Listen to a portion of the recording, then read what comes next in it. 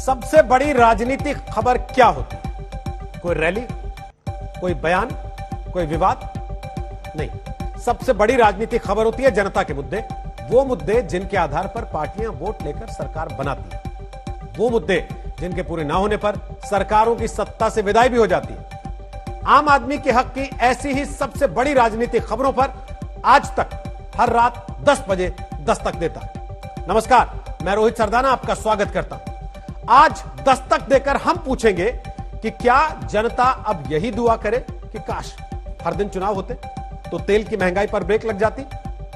दस्तक देकर बिहार के मुख्यमंत्री नीतीश कुमार से पूछेंगे कि सवाल पर तो गुस्सा हो जाते हैं, विधायक बवाल करें तो शांत क्यों रहते। बेरोजगारों के हक की दस्तक आज भी जारी रहेगी और आपको पूछना है, मरे हुए को प्रमोशन देने वाला सिस्टम आखिर जिंदा आदमी को रोजगार की जगह लाठियां क्यों देता है, और क्यों नियुक्ति दिलाने तक किसके लिए कहां पर चलती रहेगी लगातार दस्तक। ये सारी खबरें आज आपके लिए हैं, आपसे जुड़ी हैं, आपको इन्हें देखकर दस्तक देनी है।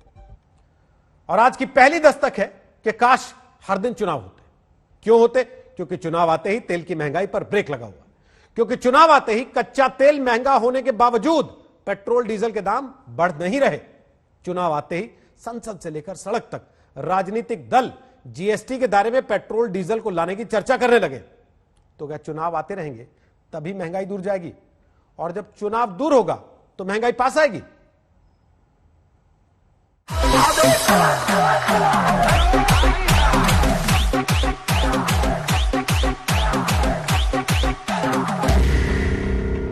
सत्ताईस फरवरी के बाद तेल के दामों में अचानक महंगाई वाला ब्रेक कैसे लग गया?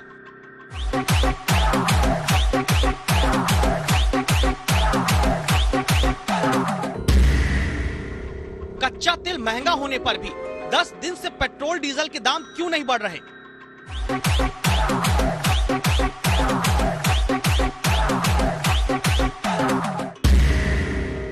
साल के पहले 58 दिन में हर दूसरे दिन तेल महंगा होता रहा।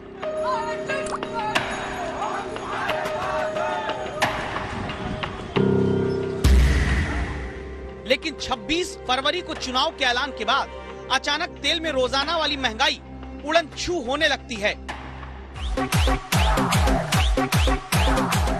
तो क्या असली खेला महंगा तेल भराती आ रही जनता के साथ होता है? क्योंकि जब पेट्रोल डीजल लगातार महंगा होता जाता रहा तो हालत ये पहुंच गई कि साल 1 जनवरी से 27 फरवरी के बीच 58 दिनों में 26 बार पेट्रोल डीजल के दाम बढ़े, 32 दिन दाम जस के तस रहे, और जीरो यानी एक भी दिन ऐसा नहीं था जब पेट्रोल डीजल के दाम घटे हो। और इस तरह जब 27 फरवरी तक पेट्रोल का दाम औसत 90 रुपए के पार और 100 रुपए के करीब, और डीजल की कीमत लगभग 80 रुपए के पार पहुंच गई, तो दाम बढ़ने पर हर बार अंतर्राष्ट्रीय बाजार में कच्चे तेल की कीमतों का हवाला देकर मंत्रियों ने पल्ला झाड़ा।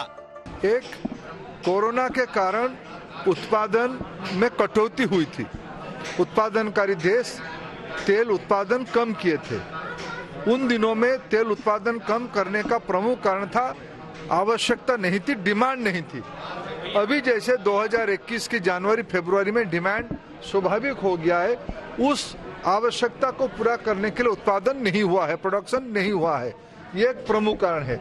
ये हमारे हाथ से बाहर है, और इसीलिए हमको जो भी है, हम देख रहे हैं कि डीजल पेट्रोल के दाम अगर बढ़ रहे हैं, कल कम भी हो सकते हैं। ऐसा ये चलता रहता है, और इसलिए समय समय पर अंतर्राष्ट्रीय मार्केट पे उतार चढ़ाव अप डाउन होता रहता है, और इसलिए अपने नियंत्रण से बाहर है।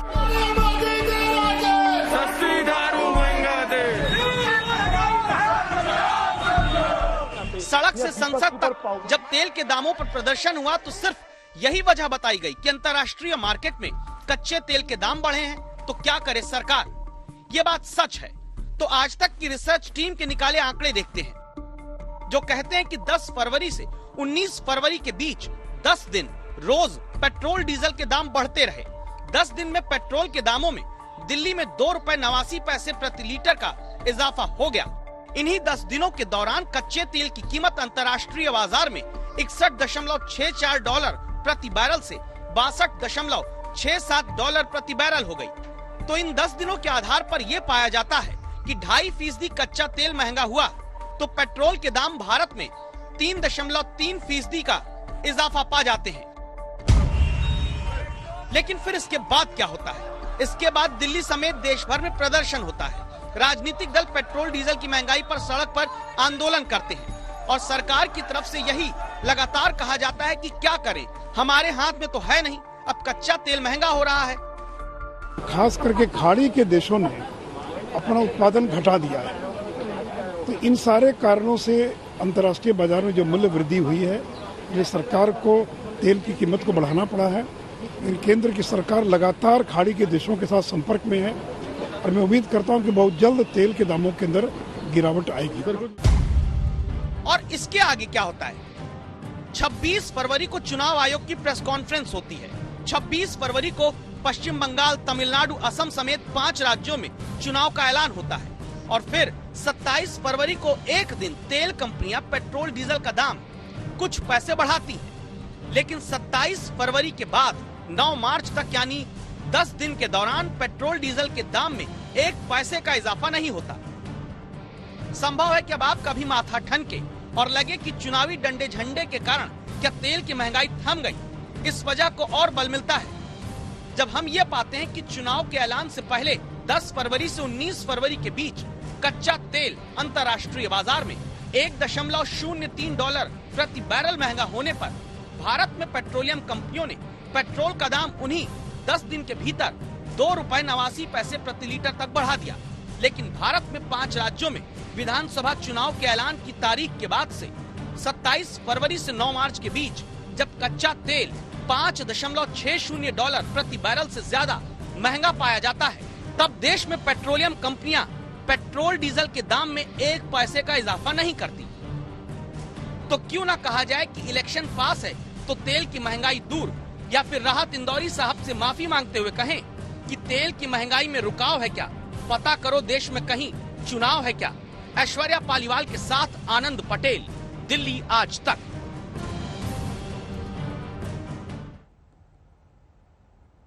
तेल कंपनियां सरकारों की तरफ से दाम कंट्रोल होने की बात सीधे नहीं मानती, लेकिन तेल के दामों पर चुनावी कंट्रोल नजर आता है। इसके कुछ और उदाहरण हमने निकाले, इन्हें देखिए और फिर अपनी राय के साथ दस्तक दीजिए। 2017 में 16 जनवरी से 1 अप्रैल के बीच तेल के दाम में कोई बदलाव नहीं हुआ। उस वक्त पंजाब, गोवा, यूपी, उत्तराखंड और मणिपुर में चुनाव होने थे। चुनाव के बाद तेल के दाम बढ़ गए। कर्नाटक चुनाव के दौरान मतदान के पहले 3 हफ्ते तक पेट्रोल और डीजल के दाम स्थिर थे। 12 मई 2018 को कर्नाटक में वोटिंग के बाद 19 दिन के भीतर पेट्रोल ₹4 प्रति लीटर तक महंगा हो गया। नवंबर 2018 में छत्तीसगढ़, मध्य प्रदेश, राजस्थान, तेलंगाना और मिजोरम में चुनाव के पहले 12 दिन के अंदर पेट्रोल ₹1.5 सस्ता हुआ था। 11 दिसंबर को चुनावी नतीजे आए। 15 से 18 दिसंबर तक लगातार 4 दिन पेट्रोल डीजल की कीमतों में बढ़ोतरी हुई। क्या यही अब फिर से नहीं हो रहा? अगर चुनाव देखकर ही तेल के दाम कंट्रोल हो जाते तो फिर कच्चे तेल वाली कहानियां क्यों सुनाई जाती? इसीलिए आज की दस्तक यही है कि केंद्र और राज्य सरकारें अपनी अपनी टैक्स वाली कैंची भी फौरन चलाना कम करें। जनता को राहत नेताओं के फायदे के हिसाब से नहीं, बल्कि जनता के हित के मुताबिक मिलनी चाहिए। वैसे महंगाई से आपको गुस्सा आता होगा। अमेरिकन फिजियोलॉजिकल एसोसिएशन ने गुस्से को विपरीत परिस्थितियों के प्रति एक सहज अभिव्यक्ति कहा है। गुस्से को एक तरीके का रस या भाव भी कहा जाता है। कहते हैं गुस्सा उससे आता है जिसे किसी बात का भय हो या धैर्य की कमी से भी कभी कभी गुस्सा आता है। और गुस्से की ये सारी बातें आज आपको बतानी पड़ी इस वजह से कि बिहार के मुख्यमंत्री नीतीश कुमार का चर्चा है। संयमित कहे जाने वाले नीतीश कुमार का गुस्सा कल से राजनीति के गलियारों में ट्रेंड कर रहा है। पूछा जा रहा है कि नियम टूटने पर गुस्सा करने वाले मुख्यमंत्री कानून तोड़ने वाले विधायक पर गुस्सा क्यों नहीं करते? बैठिए, आप क्यों नहीं बताते हैं भाई? अरे भाई हम बोल रहे हैं, बीच में बोलिएगा क्या? ये भी कोई तरीका है? तो क्या बस इसी कारण मंगलवार को बिहार विधानसभा के बाहर आरजेडी के विधायक गले में स्टेथोस्कोप और हाथ में ब्लड प्रेशर नापने की मशीन लेकर आ गए? फोटो छपना नहीं। तेजस्वी यादव की पार्टी के विधायक मुकेश रोशन के मुख्यमंत्री का बीपी नापने के लिए मशीन वाले तंज के पीछे सोमवार का गुस्सा देखते हैं। ये भी कोई तरीका है? आप पूछिएगा। बिहार विधान परिषद में आरजेडी के एमएलसी सुबोध राय ने मंत्री का जवाब पूरा हुए बिना पूरक सवाल पूछा। इस पर नीतीश कुमार की आंखें, भौएं, उंगलियां, त्योरियां सब सदन के भीतर चढ़ गए। सब नए लोग हैं, पूरक एक बार ही जवाब देते हैं लोग। नहीं, इससे पहले बात नहीं, ऐसी कैसा कौन? आप जरा नियम जानो। हम तो नियम जान ही रहे। बैठिए, तू तो बैठ ही रहे सर, लेकिन नियम जानिए। आप क्यों नहीं बताते हैं भाई? कैसे महोदय आप बताते क्यों नहीं है? इस तरह की बात करना है रोज रोज। पूछा जाता है। मैं नहीं बोलता हूँ, अभी चूंकि उन्होंने प्रश्न पूछा है। अरे भाई हम बोल रहे हैं, बीच में बोलिएगा क्या? माननीय मंत्री, मुख्यमंत्री जी बोल ये रहे भी कोई तरीका है? चुनाव में मंच से सबसे पहले नीतीश कुमार को गुस्सा होते हुए देखा गया। उसके बाद सदन में वो तेजस्वी यादव पर गुस्सा हुए। अपराध के मुद्दे पर जब पत्रकारों ने उनसे सवाल पूछा तो एक बार फिर मुख्यमंत्री तमतमा गए। और अब सदन में नियमों का हवाला देकर जब नीतीश कुमार गुस्सा आए तो एक सवाल खड़ा हुआ। सवाल ये कि क्या मुख्यमंत्री को उस विधायक जी पर गुस्सा नहीं आता है जो अपनी रिवॉल्वर से जनता को ठोक देने की बात करते हैं। हमसे ज्यादा लाठीबाज नहीं था, हमरे सामने टिकेगा। एक बार लाठी पकड़ लेंगे ना, फिर कितने आदमी को हम छाड़ देंगे। लड़ाकू आदमी तो हम हैं। और फिर हमारे पास तो रिवॉल्वर रहता है ना, जरूरत पड़ा ठोक देंगे। और फिर हमारे पास तो रिवॉल्वर रहता है ना, जरूरत पड़ा ठोक देंगे। ये विधायक है नीतीश कुमार की पार्टी के ही विधायक, नाम है गोपाल मंडल। रविवार को गोपाल मंडल को ग्रामीणों ने भागलपुर में बंधक बनाया। ग्रामीणों का आरोप था कि जेडीयू विधायक 20 एकड़ जमीन पर कब्जा करने गए थे। आरोप था कि झोला भर बम और बंदूकबाजों को लेकर विधायक पहुंचे थे। गोपाल में कहीं बंधक में जाता। सोमवार को इसी वाक्य पर सवाल हुआ तो पहले विधायक जी ने अपना रुतबा बताया। बंधक का एक जो और गोपाल में कहीं बंधक में जाता है, बंधक बन गया तो उसी टाइम मर गया। अब इसके बाद जेडीयू विधायक ने बताया कि वो किस तरह बिहार में अपराध की विकास दर को बढ़ाने की योजना पर लगातार काम करने की इच्छा रखते हैं। कितने आदमी को हम छाड़ देंगे। हमसे ज्यादा लाठीबाज नहीं था, हमरे सामने में टिकेगा। एक बार लाठी पकड़ लेंगे ना, फिर कितने आदमी को हम छाड़ देंगे। लड़ाकू आदमी तो हम हैं। और फिर हमारे पास तो रिवॉल्वर रहता है ना, हर वक्त जरूरत पड़ा ठोक देंगे। और फिर हमारे पास तो रिवॉल्वर रहता है ना, हर वक्त। आक्रोश में खुद गोली चला देने की बात इसके आगे कहकर विधायक गोपाल मंडल ने यह भी बताया कि इनकी ताकत क्या है। अब वो तो तोड़ देंगे, आदमी को तोड़ देंगे तो इसला जमीन क्या है। बैठिए। अब एक सवाल है, अगर नीतीश कुमार को सदन में नियम के विपरीत जाकर बीच में ही पूरक सवाल पूछने वाले विधायक पर गुस्सा आता है तो सदन के बाहर ठोक देंगे कहने वाले विधायक पर क्यों नहीं। फिर हमारे पास तो रिवॉल्वर रहता है ना, जरूरत पड़ा ठोक देंगे। नीतीश कुमार हमेशा से ही संयमित रूप से अपनी बात कहने और रखने वाले नेता माने जाते हैं, लेकिन अगर नीतीश कुमार को अब गुस्सा आ रहा है तो ये गुस्सा सिस्टम को सुधारने के लिए होना चाहिए। वैसे तो गुस्सा करना किसी के लिए भी अच्छी बात नहीं होती है, लेकिन सत्ता संभाल रहे नीतीश कुमार अगर जनता को ठोक देने की धमकी देने वाले और दबंगई दिखाने वाले विधायक पर करें तो इसका लाभ उन्हें भी मिलेगा, समाज को भी और सरकार को भी। भागलपुर से राजीव सिद्धार्थ के साथ रोहित सिंह, पटना आज तक। और इसी बिहार का स्वास्थ्य विभाग हर नागरिक की सेहत के लिए हमेशा फिक्रमंद होने की दलील देता है, लेकिन आज ऐसी कहानी बिहार में सामने आई जिसमें पता चला कि मृतक को पोस्टिंग और प्रमोशन दिया जाता है और जिंदा बेरोजगारों को मिलती है लाठी। इस कहानी को देखिए और समझिए कि आखिर 24 घंटे जनता के लिए मौजूद रहने का दावा करने वाला सिस्टम किस नीम बेहोशी में सोया रहता है।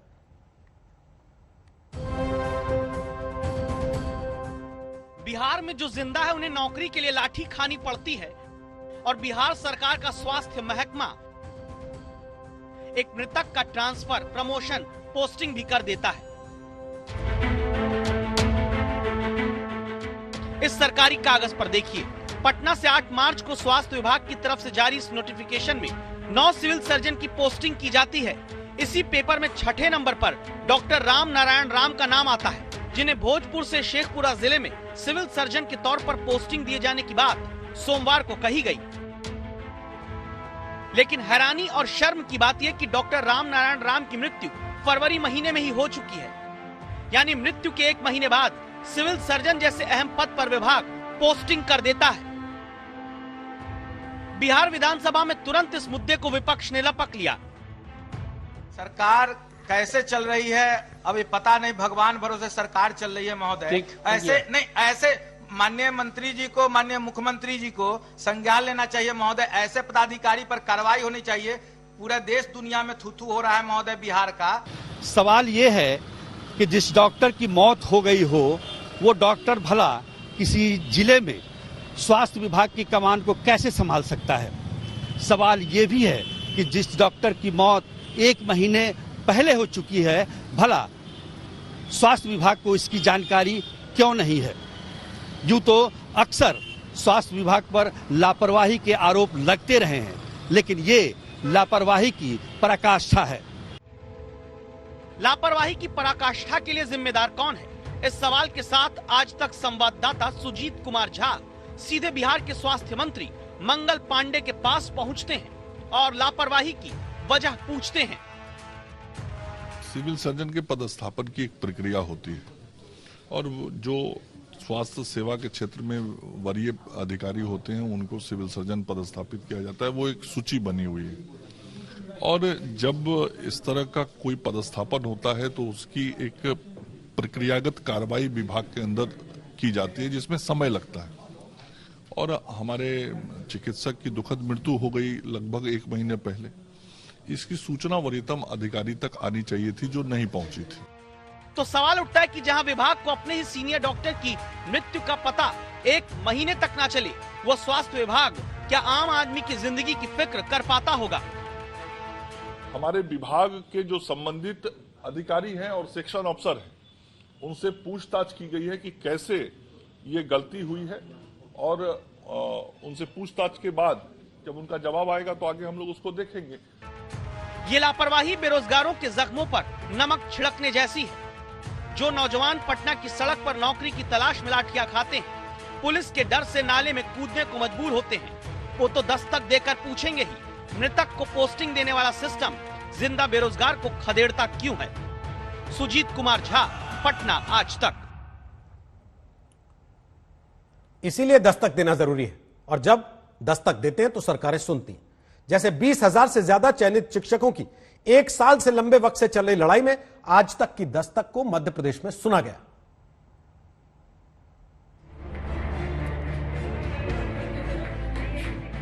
मध्य प्रदेश के बेरोजगारों के लिए अब खुशियों की दस्तक।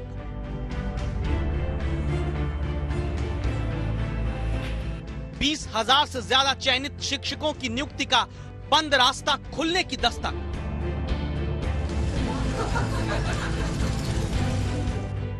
नियुक्ति की चिट्ठी दिलाने तक जारी रहेगी युवाओं के हक की दस्तक। आज तक और एमपी तक की टीम का भी आभार प्रकट करते हैं। उन्होंने लगातार हमारे मुद्दों को प्रमुखता से उठाया और आज हमें वह आदेश प्राप्त हो गया जिसका हम 4 जुलाई से ही इंतजार कर रहे थे। 4 जुलाई के बाद से हम समस्त अभ्यर्थी बहुत ही परेशान, हताश और निराश थे। ये मिठाई के डिब्बे इसलिए खुल पाए क्योंकि आप दस्तक देते हैं आज तक देखकर। ये बूंदी के लड्डू, ये चेहरों की मुस्कान, ये खुशियां इसलिए आई हैं क्योंकि आज तक संवाददाता रवीश पाल सिंह लगातार मध्य प्रदेश में चयन करके बेरोजगार छोड़ दिए गए 20,000 से ज्यादा नौजवानों का मुद्दा उठाते रहे। मध्य प्रदेश के शिक्षा मंत्री तक से सवाल करके उन्हें बेरोजगार बना दिए गए शिक्षकों की कहानी दिखाते रहे। ये वो नौजवान हैं जो करीब 6.5 लाख लोगों के बीच इम्तिहान देकर टीचर की नौकरी पाने के लिए सिलेक्ट हुए। सरकारी नौकरी में सिलेक्ट होने पर जरूर इनके घर वालों ने आस पड़ोस नाते रिश्तेदारों को बताया होगा, हमारा बेटा, हमारी बेटी, देखिए उसको सरकारी नौकरी मिल गई। लड्डू भी बांटे होंगे, भगवान को प्रसाद भी चढ़ाया होगा। आज यही युवा 2 साल से नियुक्ति पाने के लिए भटक रहे। सोचिए ये कैसे समाज का सामना करते होंगे। कोई चाय बेचने को मजबूर हुआ, कोई भैंस का गोबर उठाने को। पढ़े लिखे शिक्षक 2019 में परीक्षा देकर पास होकर भी जब नियुक्ति पत्र के इंतजार में मजबूर हो गए तो आज तक ने इनकी समस्याओं का हल निकालने की लगातार दस्तक दी। आखिरकार मध्य प्रदेश की सरकार ने इन बेरोजगारों की सुनी है। 20,000 से ज्यादा चयनित शिक्षकों की अब वेरिफिकेशन प्रक्रिया शुरू होगी। उच्च माध्यमिक शिक्षक पद पर वेरिफिकेशन 1 अप्रैल से 10 अप्रैल के बीच होगा। माध्यमिक शिक्षक पद के डॉक्यूमेंट्स का वेरिफिकेशन 15 अप्रैल से 24 अप्रैल के बीच किया जाएगा। अब एक बड़ी उम्मीद इन चयनित युवाओं की आंखों में जागी है नौकरी की, जिसका नियुक्ति पत्र इनके हाथ आने तक आप दस्तक देखते रहिए, दस्तक देते रहिए। रवीश पाल सिंह, भोपाल आज तक।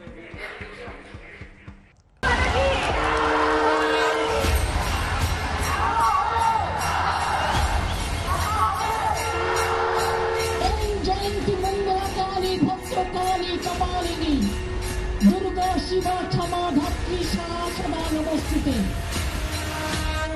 মনে রাখবেন আমার দু চোখ নন্দীগ্রাম। আমি বারবার বলি, ভুলতে পারি সবার নাম, ভুলবো না কো নন্দীগ্রাম।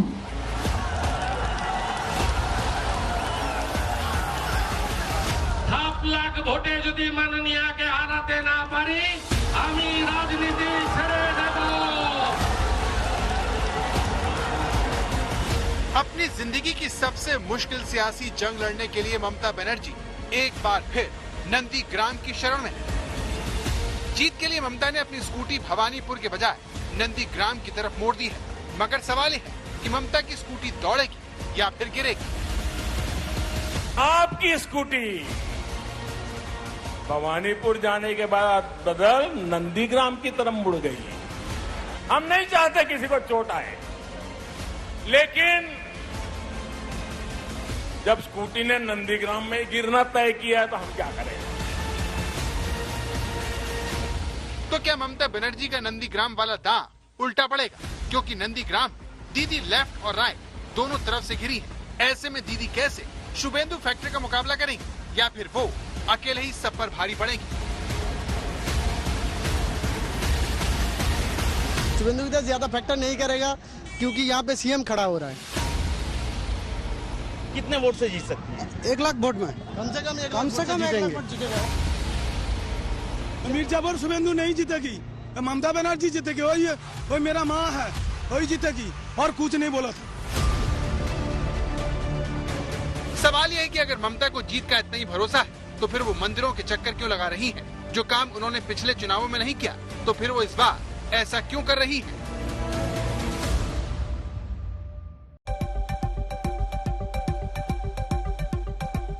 लोग जब मुश्किल में होते हैं तब अक्सर उन्हें भगवान याद आते हैं, लेकिन नेताओं का मंदिर जाना चुनावी मजबूरी बन गया। चुनावी परीक्षा में हिंदू वोट पाने के लिए मंदिर जाना अब भारत का रिवाज बनता जा रहा है। आज ममता बनर्जी का नाम भी ऐसे नेताओं की लिस्ट में शामिल हो गया। ममता ने पहले मंच से 5 मिनट तक चंडी पाठ किया और फिर एक के बाद एक 3 मंदिरों में जाकर दर्शन किए। सवाल यह है कि सॉफ्ट हिंदुत्व के रास्ते पर चलना क्या ममता के डर को दिखाता है? ममता आखिर क्यों अपनी सरकार के काम गिनाने के बजाय चंडी पाठ करने को मजबूर है?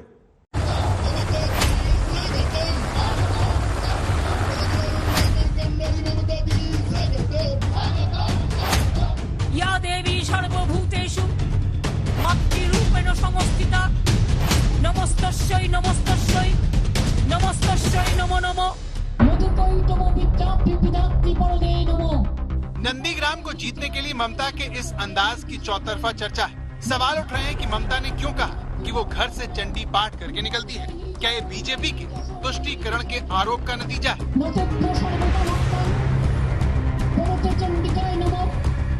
ममता बनर्जी आखिर ऐसा क्यों कर रही है? उसे समझने के लिए आपको नंदीग्राम में आज क्या हुआ ये देखना होगा। बीजेपी के चक्रव्यूह में फंसी ममता नंदीग्राम में जीत के लिए 3 कार्ड खेलती दिखी। पहला हिंदू कार्ड, दूसरा नंदीग्राम कार्ड और तीसरा इमोशनल कार्ड। কারণ ও নন্দীগ্রামের জন্য কিছুই করেনি, যা কিছু করেছে ও মুসলমানদের জন্যই করেছে, ওর ভাইপোদের জন্যই করেছে, আমাদের জন্য কিছুই করেনি। তার জন্য চাইছি না আমরা মুখ্যমন্ত্রীর পথে। मुख्यमंत्री महिला नहीं चाहिए, क्योंकि ममता बनर्जी ने जो काम किया है मुसलमानों के लिए किया है, ये एक यहाँ पर आवेग है। ममता बनर्जी में सबसे बड़ा आरोप मुस्लिम तुष्टीकरण का लगता है। नंदीग्राम में आते ही ममता ने सबसे पहले अपनी इसी कमजोरी को खत्म करने की कोशिश की और मंच पर 5 मिनट तक चंडी पाठ।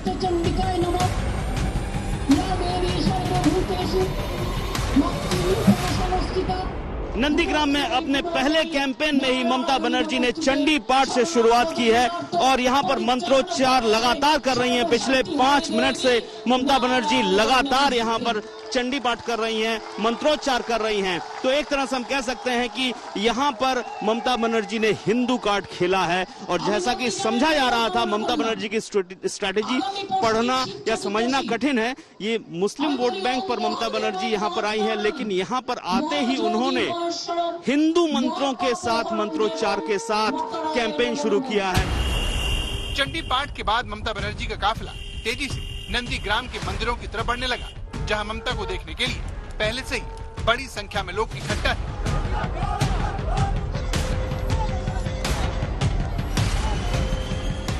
ममता ने एक के बाद एक 3 मंदिरों में जाकर पूजा की। सबसे पहले वो हरि मंदिर गए, फिर मुख्य दुर्गा मंदिर में उन्होंने पूजा अर्चना की और आखिर में जगन्नाथ मंदिर के दर्शन किए। कुल मिलाकर ये संदेश देने की कोशिश कि वो हिंदू विरोधी नहीं है। नंदीग्राम में ममता बनर्जी का पहला कैंपेन और पहले कैंपेन के वक्त वो पहुंच चुकी हैं एक मंदिर में जहां वो पूजा करने के लिए आई हैं। ममता ने आज कर्मी सभा की, जहां कर्मियों को संबोधित किया, टीएमसी वर्कर्स को संबोधित किया। उसके बाद वो ये मंदिर में आ गई हैं जहां सैकड़ों की संख्या में महिलाएं यहां पर उपस्थित हैं और इसके बाद वो यहां पर पूजा देने आ रही हैं। हम देख सकते हैं ममता बनर्जी को देखने के लिए यहाँ पर भारी संख्या में लोगों का जमावड़ा लगा हुआ है। ममता के हिंदू कार्ड खेलने की अपनी वजह है, क्योंकि नंदीग्राम में 65% हिंदू और 35% मुस्लिम है। ममता की मुश्किल यह है कि लेफ्ट कांग्रेस गठबंधन ने नंदीग्राम सीट अब्बास सिद्दीकी की पार्टी ISF के लिए छोड़ दी है। ऐसे में अगर ममता के मुस्लिम वोट बैंक थोड़ी सी भी सेंध लगी तो इसका सीधा फायदा बीजेपी को होगा, जो एक मुश्त हिंदू वोट पाकर ममता को शिकस्त देने की तैयारी कर रही है। ममता जानती है कि बीजेपी की तरह लेफ्ट भी उनकी हार चाहता है, इसीलिए उन पर उंगलियां न उठें। इसके लिए संतुलन बैठाने के लिए वो शमशाबाद मजार में चादर चढ़ाने पहुंची। যারা হিন্দু মুসলমান করছেন তাদের আমি পরিষ্কার বলি, শুনে রাখুন, আমিও হিন্দু ঘরের মেয়ে, আমার সাথে হিন্দু কার্ড খেলতে যাবেন না। আমার সাথে হিন্দু কার্ড খেলতে গেলে আগে বলুন আপনি নিজে ভালো হিন্দু কিনা। হিন্দু ধর্মের আদর্শ মানুষকে ভালোবাসা। ममता की मुसीबत यह है कि उनके सामने शुभेंदु अधिकारी हैं, जिनका इलाके में अच्छा खासा दबदबा है और बीजेपी ने उनके पीछे सारी शक्ति लगा दी है। बुधवार को ममता बनर्जी के बाद शुभेंदु अधिकारी 12 मार्च को नंदीग्राम से पर्चा भरेंगे। उनके साथ मिथुन चक्रवर्ती, स्मृति ईरानी और धर्मेंद्र प्रधान भी होंगे। ममता से शुभेंदु को तोड़कर बीजेपी पहले ही नंदीग्राम में अपनी जमीन मजबूत कर चुकी है। हालांकि ममता बनर्जी के नंदीग्राम आने से शुभेंदु अधिकारी को पूरे इलाके में इस्तेमाल करने के बीजेपी के प्लान को झटका लगा है, लेकिन बीजेपी ममता के मंदिर जाने को अपनी पहली जीत बता रही है। चलिए, आज तो कम से कम बीजेपी के चलते ममता बनर्जी हिंदू हैं ये बोलने का समय आया उनको। उन्होंने समझा या बोला कि मैं हिंदू हूँ। अभी तक तो नमाज पढ़ती थी हिजाब लगा के, तो ये तो बीजेपी ने उनके को बाध्य कर दिया कि वो कम से कम हिंदू हैं, ये साबित करने में तुले हुए हैं। चंडी पाठ कर रही हैं, कल रामायण पढ़ेंगे, परसों हनुमान चालीसा पढ़ेंगे, तो ये तो अच्छी बात है। हमने कम से कम एक जो धर्म परिवर्तन कर रही थी वहाँ से उनको वापस लाया। ममता से पहले केजरीवाल भी दिल्ली चुनाव में जीतने के लिए सॉफ्ट हिंदुत्व का सहारा ले चुके हैं। हालांकि ये तो ममता की सियासी रणनीति का एक हिस्सा मात्र है, क्योंकि जीत के लिए ममता अपने नंदीग्राम कनेक्शन का भी इस्तेमाल कर रही है। जनता को याद दिला रही है कि कैसे उन्होंने अपनी जान पर खेलकर नंदीग्राम के लोगों को बचाया था। ममता बनर्जी ने नंदीग्राम में आकर शंखनाद कर दिया है। इस वक्त मंच से वो जनता को संबोधित कर रही हैं और बार बार उस आंदोलन की याद दिला रही हैं जिसके जरिए टीएमसी सत्ता के शीर्ष तक पहुंची थी। उन्होंने कहा कि किसानों के लिए उन्होंने किस तरह से यहाँ पर आंदोलन किया, सिंगूर का भी जिक्र करते हुए नजर आ रही हैं। और जैसा कि आप देख पा रहे हैं कि ममता बनर्जी के भाषण पर यहाँ पर जोरदार तालियां बज रही हैं। लेकिन अब असली इम्तिहान पश्चिम बंगाल के मुख्यमंत्री का शुरू होने जा रहा है, क्योंकि एक तरफ उन्हीं के पुराने सिपहसालार शुभेंदु अधिकारी जो लगातार बड़े मार्जिन से यहाँ पर जीतते हुए चले गए, तो वहीं दूसरी तरफ ममता बनर्जी जो अपने आंदोलन को बताकर यहाँ के लोगों के दिलों में एक बार फिर से जगह बनाना चाहती हैं। इस बार नंदीग्राम किसका होगा, यहाँ का महासंग्राम कौन जीतेगा, ये अपने आप में बड़ा सवाल है। আপনাদের মনে আছে 14ই মার্চ গুলি চলেছিল। 14ই মার্চ বিকেল বেলায় তখন আমি অনশন করে আমার গল ব্লাডার অপারেশন হয়েছিল। ডাক্তাররা বারণ করেছিল 2 মাস রাস্তায় বেরোতে। আমি শুনিনি, আমি হসপিটাল থেকে বেরিয়ে চলে এসেছিলাম রাস্তায়। ममता ने जनता से सीधा कनेक्शन साधने के लिए खुद को गांव की बेटी बताते हुए कहा कि वो हर नाम भूल सकती हैं, लेकिन नंदीग्राम का नहीं। মনে রাখবেন আমার দু চোখ নন্দীগ্রাম। আমি বারবার বলি, ভুলতে পারি সবার নাম, ভুলবো না কো নন্দীগ্রাম। ভুলতে পারি নিজের নাম, ভুলবো না কো নন্দীগ্রাম। ममता ने अपनी जिंदगी में कई बड़े चुनाव लड़े और जीते हैं, लेकिन नंदीग्राम की इस बार की जंग बहुत अहम है, क्योंकि उनका मुकाबला अपने ही सेनापति से, जो उन्हें हराने का दम भर रहा है। 7 लाख ভোটে যদি মাননীয়াকে হারাতে না পারি আমি রাজনীতি ছেড়ে দেব। ममता बनर्जी का कद शुभेंदु अधिकारी से बहुत बड़ा है, लेकिन चुनाव में सियासी कद से कुछ नहीं होता। वहाँ तो जनता को पक्ष में करना होता है, वरना अच्छे मात खा जाते हैं। चित्रा त्रिपाठी के साथ अनुपम मिश्र, नंदीग्राम, आज तक। ममता बनर्जी के कंधों पर तृणमूल कांग्रेस के प्रचार की पूरी जिम्मेदारी है। ऐसे में वो नंदीग्राम में प्रचार के लिए हर वक्त मौजूद नहीं रह पाएंगी। इसीलिए ममता हर दाव आजमा लेना चाहती है, ताकि कहीं कोई कसर छूट न जाए।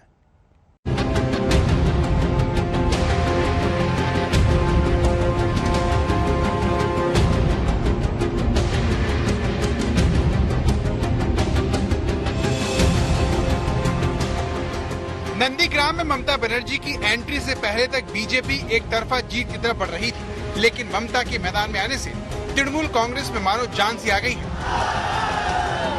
ये मेरा गर्व है जो एक मुख्यमंत्री जो है नंदीग्राम पे खड़ा हुआ है, क्योंकि ये आंदोलन ममता बनर्जी का आंदोलन था।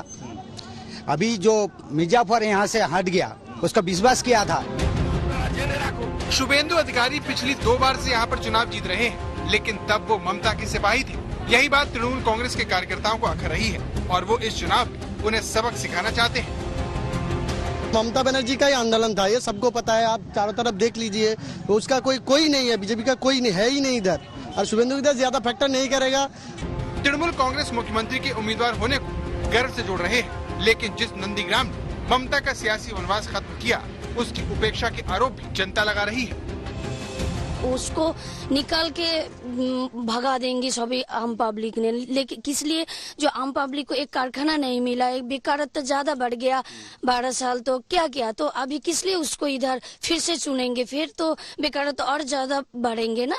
इसलिए इधर शुभेंदु को जीतना ही चाहिए, जीतेंगे। जनता से इसी कथित दूरी को पाटने के लिए ममता नंदीग्राम में है और नए सिरे से पब्लिक के करीब जाने में लगी है।